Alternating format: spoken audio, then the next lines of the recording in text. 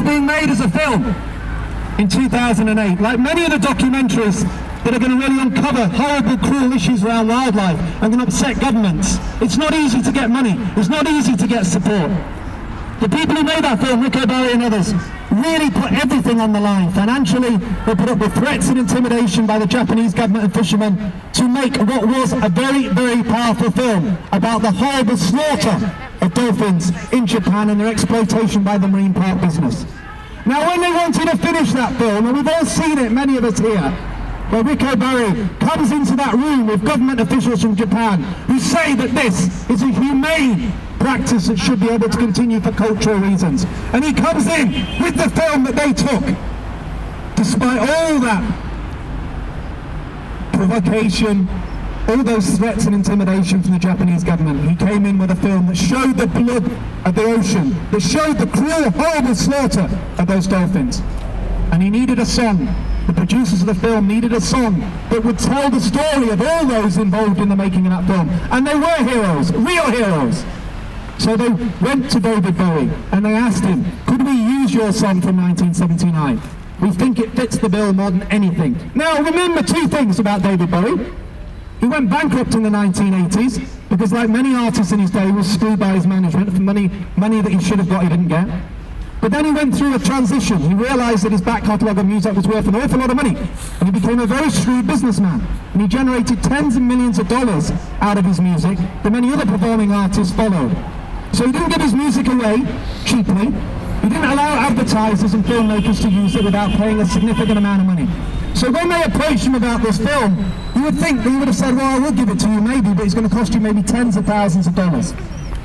He gave it them literally for nothing. The other thing you must remember is that David Bowie had a huge following in Japan. He was a huge fan of Japanese literature and culture, and a massive fan base in that country. He had a lot to lose by this film being associated with his song. Many artists would have said, I'm not going to take that risk. Even if I sympathise with the cause, I'm not going to take a hit to my recording profits. David Bowie didn't. He allowed it to be used, he was happy to be connected with it. And today we are left with a very powerful piece of music that closes one of the most powerfulest films ever made about the exploitation and cruelty of wildlife. And we're going to celebrate David Bowie today. We're going to celebrate heroes. We're all going to sing this song. We're all going to remember what it's about. We're all going to remember the blood and the horror at the end of the cove. And we're all going to remember that in the future, long after David has gone, this song will matter to all of us, because we're going to stop this cruel madness. Let's play the song. Thank you.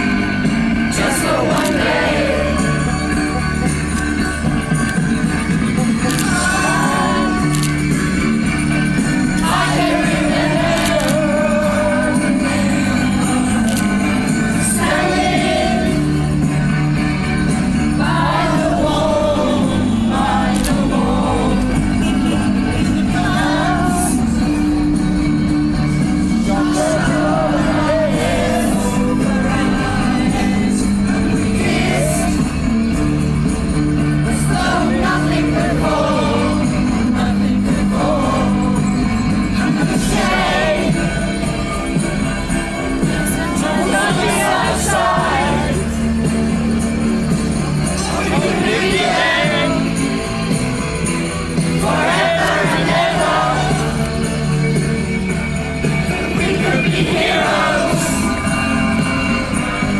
just for one day.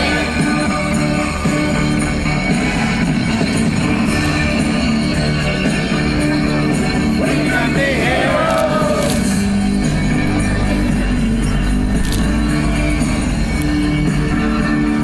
We can be heroes.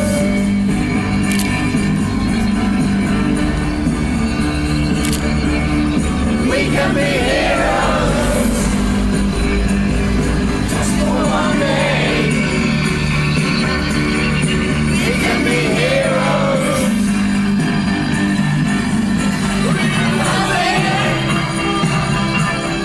Nothing can kill.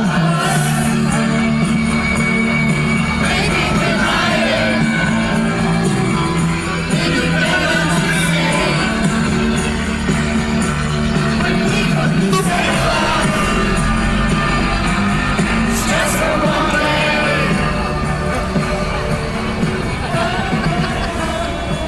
Thank you, everyone. Thank you.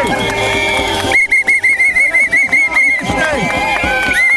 We are welcoming David Bowie into the Wildlife Heroes Hall of Fame here, and we will remember him and his music, and we'll remember the importance of that song to all of us.